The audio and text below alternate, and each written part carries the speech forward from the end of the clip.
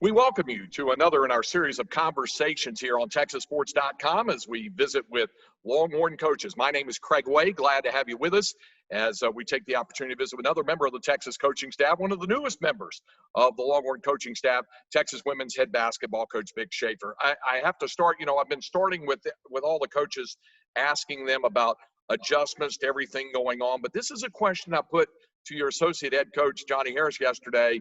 Not only is the adjustment there to everything that's happened with the quarantine and sheltering in place, but this just happens to take place right in the middle of uprooting your family and moving back to your native state of Texas. So how is all of that working for you right now?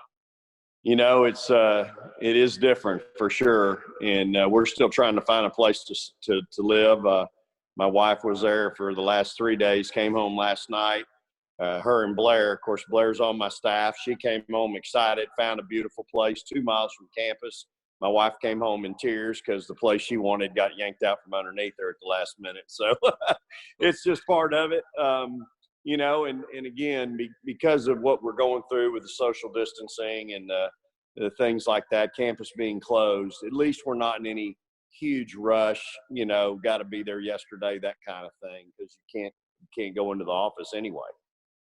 One thing that in visiting, again, with your associate head coach with Johnny Harris yesterday, she was talking about the fact that that a couple other members of your staff may have been able to find places. She said, I haven't, I've been here in Starkville and I haven't really just set out. I'm wanting to do that. So I would imagine the challenges there also for your staff and for yourself in terms of prioritizing your time with everything you have to do with ramping up preparations that you're planning for the coming 2021 season, and yet manage all the personal thing that goes into that. That's the part I was saying is that makes it different from just a regular coach, doesn't it? No question. And again, CDC's been great about, he sent us a plane here about 2 weeks ago, and my staff flew in there. But like Johnny, she spent all of a day and a half doing paperwork, and she didn't get to go look. Whereas Deonna and Elena, they got out and found a place. So, it's just it's part of it, and we're adjusting. We're as you do everything now virtual. Everything you do is you can get on the computer and see some things. So, and then we've hit the ground running. As we're recruiting. We're trying to improve this year's team. We're trying to improve our program in years to come in recruiting. So that never stops. That's a 24/7, 365 thing. So the good thing, Greg, is that I've got my entire staff coming with me, and they are the A-team, man. They are the best in the business, and they have really done a great job.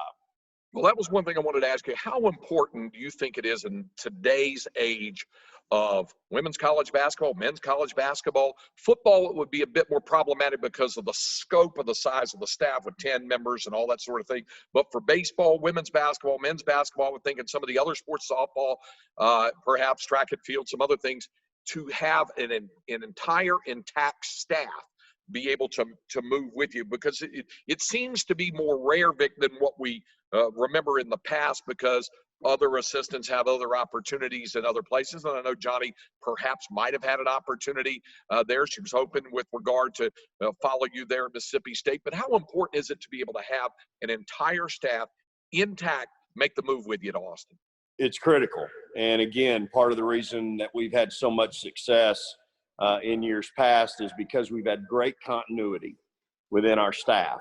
And it's just like in a game. It's hard to have continuity through substitution. Certain teams go maybe 2-3 deep, but the teams that can go 10 and 11 deep have a distinct advantage. But it's hard to do that, Craig, because it's hard to have continuity through substitution. Same thing with a staff. If you're constantly having turnover and you're having to bring somebody in and they got to learn your system just like players, it really sets you back. And so for us, again, I say this all the time, I'm smart enough to know I can't do it by myself. And you got to have great help. And these are the best in the business. They're tremendous role models. They're great mentors for our student athletes, and they're great coaches. And our success really again, they play such a huge part in that. And again, that continuity year in and year out of being able to retain your assistants is critical. Let me give you an opportunity not only to brag on them collectively, but individually. We'll start with Johnny, since we visited with her about what she brings. I asked her a little bit about the recruiting piece of it. I said, do you like it? Because some coaches, they maybe even be good at it, but not necessarily like recruiting. She said, I love it. I absolutely love it. And then, of course, her work with the bigs. We talked about Tiara McCown and what she did, and I asked her about Charlie Collier, and she said she was looking forward to having the opportunity to work with Charlie as well. So how about your thoughts on what Johnny brings to you in terms of the nuts and bolts of what you expect of her and what she supplies to you and your staff? Yeah, Johnny and I have been together. I think she said now we're going on year 13. And, we're I say this about my entire staff. They don't work for me. They work with me. We're all in the foxhole, and we have great chemistry together. And of course, Johnny, she knows me inside and out. We've been together for so long, and, I'd have to go back and look, but it brings a great question. How many games have we won together? That is a great question. I'll be interested to, maybe Sean can look that up, but we've had a lot of success together. We're more like brother and sister than we are anything, and she knows what I'm thinking and when I'm thinking it. And of course I have complete trust and confidence in her. So, she's not only a great coach, but again, a lot of the decisions that we make as a staff come with parental instincts. I mean, she's a mom and a grandma. She probably don't want people knowing she's a grandma. She's not that old, but she is. She's a grandmother, and Deonna's a mother, and so I think from that standpoint, it's just we make decisions for these student athletes with that kind of jumping into our mind on certain issues. I think our players will find at Texas that they can walk in and talk to her about anything. And again, I think what she's been able to do with our bigs and our post players over the years goes without question. It speaks for itself. But I just think there's so many other qualities that to me are important with an assistant coach, and Johnny wears all the hats. And so, Deonna now, she's now an associate head coach on my staff, because I think she's, again, somebody that's been with me now a while and has earned that title and has earned the responsibility that comes with that. That's just not something we pass around. And so I think that Johnny, again, she's like my sister in a lot of regards. And I would say it's probably safe to assume you're fully expecting someday the day will come where you expect to see her as a Division I head coach, probably of a high profile program at some point. No question. I think all three. I mean, really, Elena has been a head coach. She has won 2 national championships as a coach at junior college, and has been a Division II head coach. So, I think that's what is unique about my staff, is they all bring so much and some different things to the table. But I think all three at some point in their careers are going to be incredible head coaches at major programs. And, until that time comes, we're going to reap the benefits of that at the University of Texas. You brought up Deonna Jackson, Durrett. I wanted to give you a chance to tell folks a little bit about her. And she, as you mentioned, is also an associate head coach, and she's been a point guard and understands the whole point guard thing. And how about your thoughts on Deonna and what she brings to the party? Well, we've had some great point guards here, in our past at Mississippi State, and she's been a big part of that with Morgan William and then Jasmine Holmes. Jazz is actually going to come with us. I think is going to be on our staff as a graduate assistant. Will be tremendous with our point guards. Jazz was the #1 point guard in the country in assist to turnover ratio her senior year, and so Deonna, she played in the Final Four at Oklahoma. People, even CDC brought up, gosh, Vic, what am I going to tell people? Here I am. We know your background, where you went to school. And I said, look, You tell them nobody knows the eyes of Texas better than Vic Schaefer. I've heard it many a Thanksgiving on the other side, and it wasn't in a good light on the other side. Well, here's Deonna. She's a Sooner, and so she's understood that rivalry between Texas and Oklahoma from that side. And so, just again, a tremendous recruiter. Her expertise in dealing with point guards, because there's, just like with post players, I mean, there's a mental piece to how and what goes into being a post player. You can, you're down there, you're laying on people, you're exchanging sweat, it's physical, it's hard. You're down there and you battle, you out tough somebody, you get a rebound, you sprint the floor, you're wide open, and some guard don't throw you the ball. And so there's a mental aspect that goes into, okay, do I sit here and pout, or do I go down there and I do it all over again, go out tough somebody, fight, scrap and claw, be physical, get a rebound, and then do it again? Maybe they throw it to me, maybe they don't. Well, that's the mental piece that goes into coaching that. But well, the same thing with a point guard. Deonna's, number one, she holds them accountable. And when you hold somebody accountable as a point guard, it's not just you and your position. You're accountable for everyone on the team. You're accountable for all 5 positions on the floor.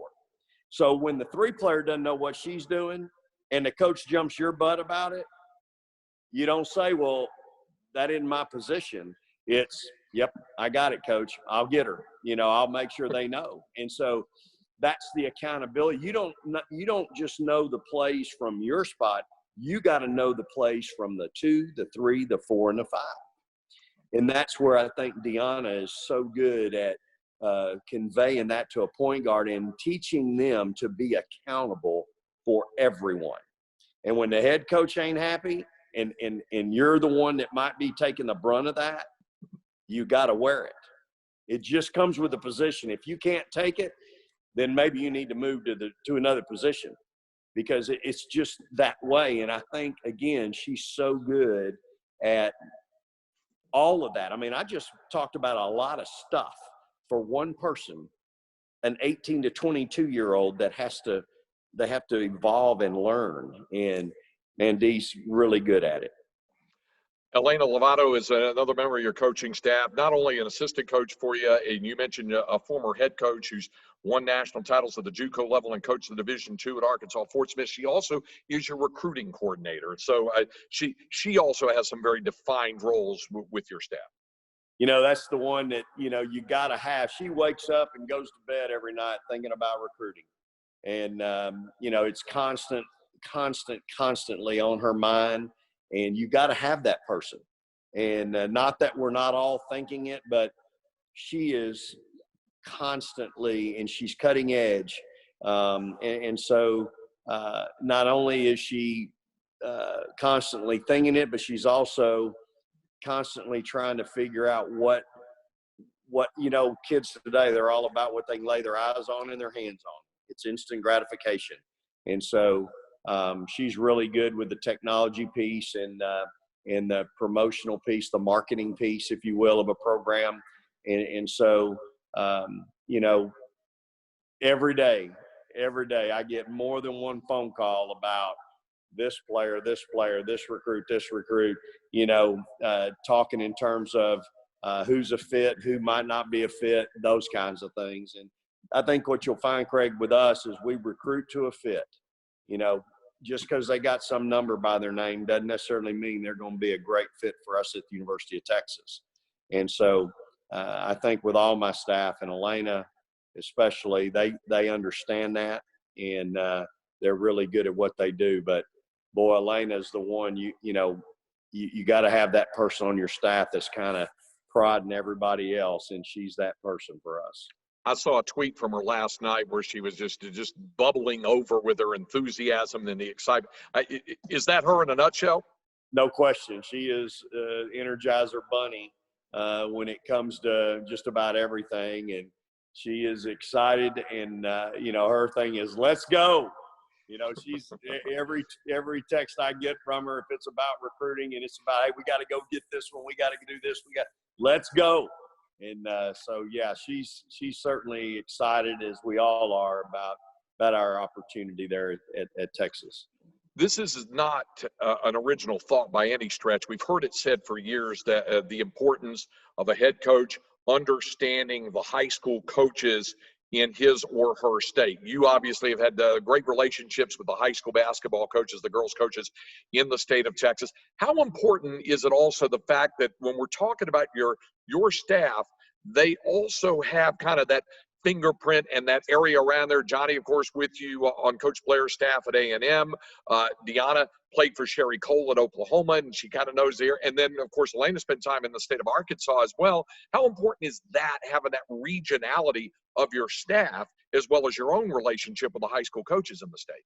It's critical. And again, this is one of the things that makes my staff so good, is that they can walk into any gym anywhere in America and people know who they are. And I think that is really special. And it's certainly in the state of Texas. Deonna's from the Midwest, St. Louis area. Johnny's recruited all over the country, worked for a Hall of Famer at NC State, Kay Yao, a long time ago. And of course, Elena, she's been all over the world. It's just critical. And certainly in our state, in the great state of Texas, you need to close those borders, and you need to be able to go in there and take care of your home state for sure. I think that's what, that's one thing we've been able to do over the years at state was, we had 4 players from the state of Texas that played in 2 Final Fours. And one of them was 30 miles from Austin, 38 miles from College Station, and she comes all the way to Mississippi State. It's a 2-time All-American, the 3rd pick in the draft. So, again, we take great pride in our state, and we're going to continue to work hard and do our very best in the state of Texas in recruiting.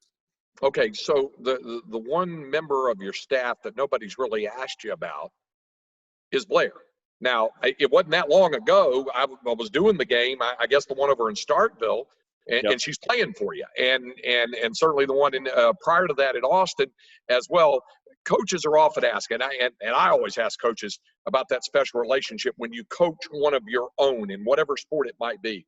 What about the bridging of that, moving from playing for you to now working for you on your staff? Well, just like when she was a player, she made herself into a Southeastern Conference player, and then is on the all defensive team. I mean, took 90 charges in her career, tough, competitive. And I think that's when I'm looking for assistant coaches and people on my staff, you got to have people that are competitive, because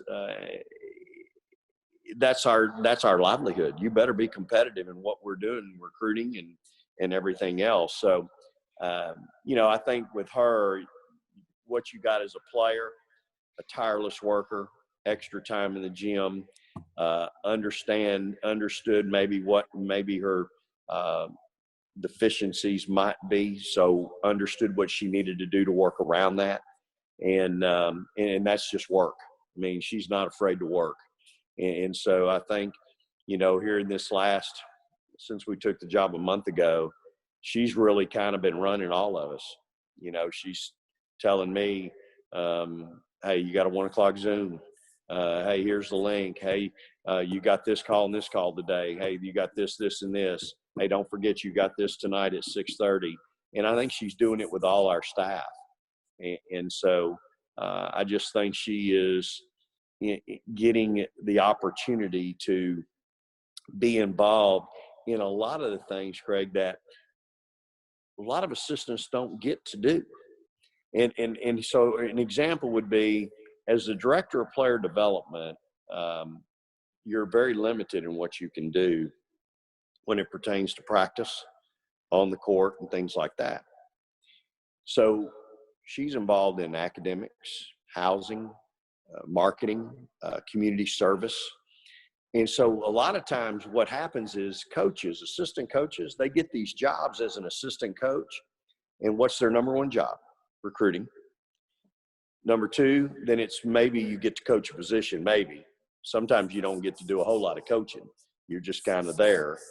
And so when they finally get their break and they get to be a head coach, they got no idea of what that entails. All they've known is recruiting. And so there's so much more to the job than just recruiting and maybe coaching a position and taking stats on the bench. And so she's getting that opportunity to, in my mind, learn the entire program.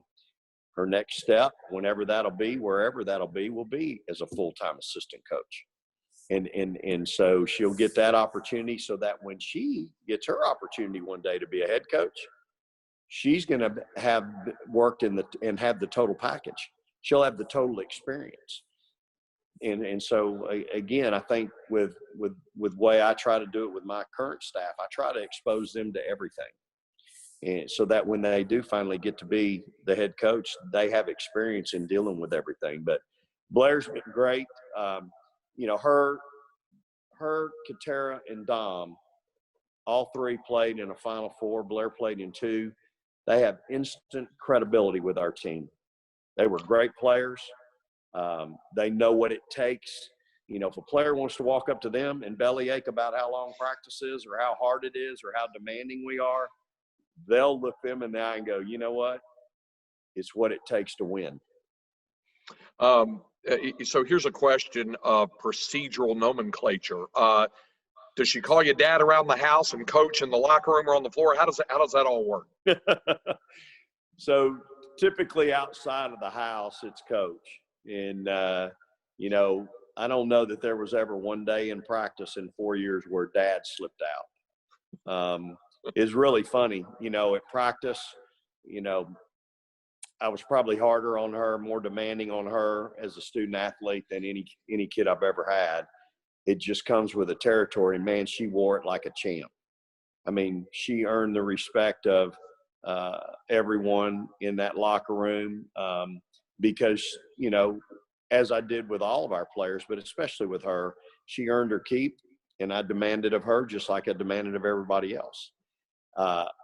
We'd have dinner on Monday nights at the house when her and her twin brother Logan were in college, and we'd all sit at the table and we'd all talk, and I'd say, well, how was the coach today? Yesterday was a tough game. And she'd go, well, he was all right. He was this, he was that, or practice was a little harder today than normal, or, he seemed to be in a bad mood. I don't know what his deal was today. We always talked in that third sense, and we did just what you're doing. We'd have a big laugh about it. But that's kind of how we kept it, loose, I guess, and just fun. And then when we were in the gym, it was always we put our business hats on and we went to work. And again, she earned her way, Craig. She made herself into a heck of a player. I'm really proud of her.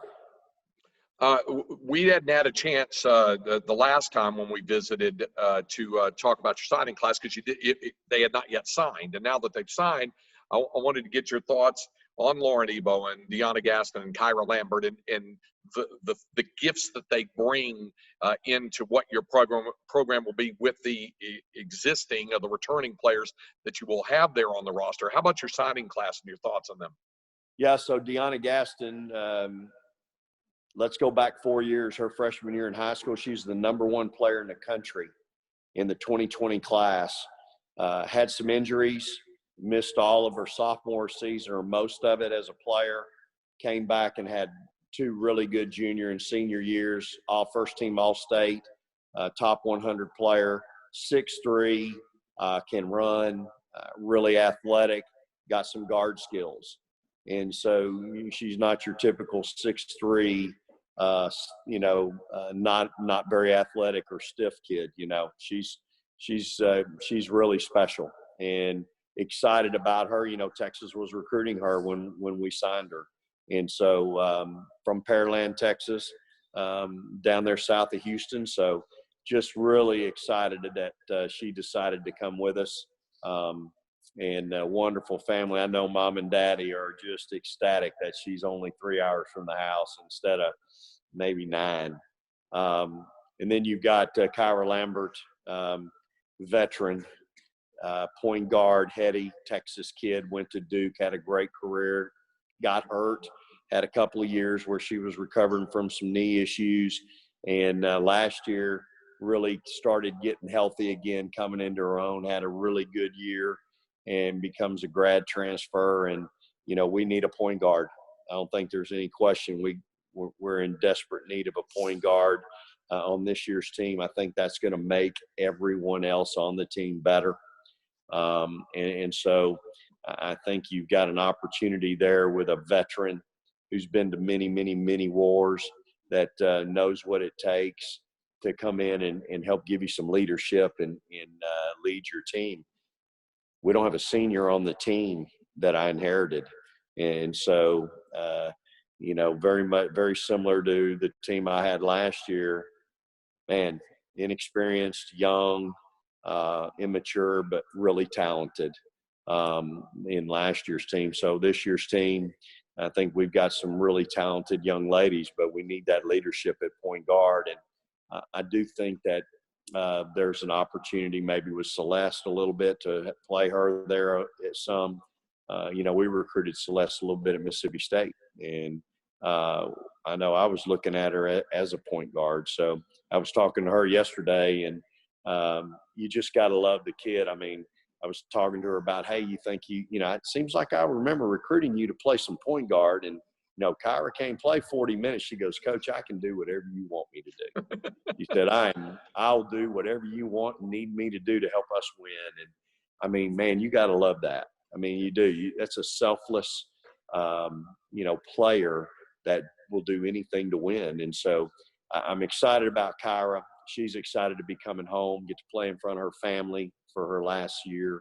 And that's got to be exciting for her. Lauren Ebo, again, a big kid, 6'4", played at Penn State a couple years. You know, I think Johnny's going to be able to do some really good things with her, and got a great frame. I like the way she finished up her sophomore year statistically and how she played down the stretch. And so excited about her. Again, we were recruiting her as well. And I know she was excited when we went to Texas. She was excited about having the opportunity to come down here. I think she's got some friends in the area. And so she's super excited about it, and we're excited about her. Again, a big body, big frame that, look, you win with guard play, Craig. You win championships with guard play and size. If you don't have any size, it's just hard to win those top-tier games. And so you've got to have size, and she's going to provide that for us. A couple of final things here. One, and obviously the whole of the schedule will be coming out later, but we already know about a couple of games. Obviously, the UConn game. You're not wasting any time. You're kind of jumping right in with that, and then of course, obviously, with trips to Arizona and Stanford, those are kinds of marquee games that fans and media look at. But is it a mixed bag as a coach, understanding as you're still trying to mold and shape your team, you get those kinds of tests early on in non-conference? Yeah, you know, I'm glad that maybe there's a fan or two that's excited about that. You know, we've got some work to do, obviously. And, you know, with this whole thing with the pandemic, I mean, you know, we'll wait and see how this schedule is affected by it. I read yesterday where I don't think Stanford's going outside of 300 or 400 miles to travel. And so, you know, we'll just kind of see how this all shakes out. But certainly an Arizona, who was a projected top 16 seed in the NCAA tournament after this past season, and a Stanford trip, that's back-to-back monsters. Certainly Connecticut speaks for itself. We've got A&M in the Big 12 Challenge at our place. I mean, South Florida, who's typically in the NCAA tournament, who I think beat Texas last year. So, yeah, it's a little bit of jumping out of the frying pan and into the grease, you know, type deal, just like going from, you know, the conference I was in to the Big 12. So, we'll have to navigate it the best we can. At the same time, I think our kids will be excited about the opportunity. I'll close with this, and this is the question that I put to all the coaches when we've done these conversations. What is the ongoing message that you have to transmit through Zoom conferencing and texting and conversations? What's the ongoing message you have to your players, your student athletes, about what they need to continue to think about and evolve as we're all still separated from one another? Yeah, well, just number one, what's going on right now is a whole lot bigger than basketball. And just stay safe. Take care of yourself. Take care of your families. Whenever this resumes and we can play basketball, we're going to get after it. But right now, number one, take care of yourself personally. I'm not comfortable asking anybody or telling somebody, hey, you need to be doing this, this, and this, and, be ready here when you get back. I mean, let's take care of ourselves and our family right now, and that's number one. Number two, when basketball resumes, probably going to be a little different than maybe what you've been doing, but hey, we're going to get after it, and we're going to get better. And what we do, our saying in our locker room, it's not what we do, but how we do it that separates us from the rest of the country. And so for us, there's a way that we do things. There's an expectation. Look, I left a top 5 team, that had everybody back.